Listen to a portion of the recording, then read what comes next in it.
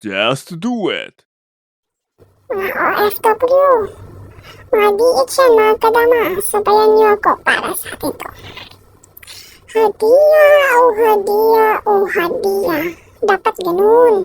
3 bisis mong bigkasin para effective. Hadiya, sumapi ka sa aking bulsa't pitaka. Dahil ang aking bulsa'y nauuhaw na sa'yo, oh hadiya.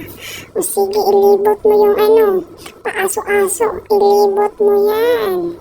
Kung maaaring ilapit mo kay baba at kay mama. O hadiya, hadiya. Ika'y sumanib at magparamdam kay mama at baba.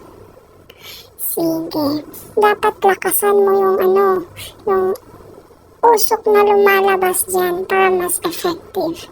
Kung saan siya, doon ka. Kung nasa pagkainan siya, sige, ilapit mo.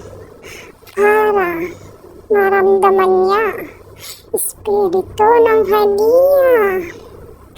Ika'y sumanib sa aking pitaka.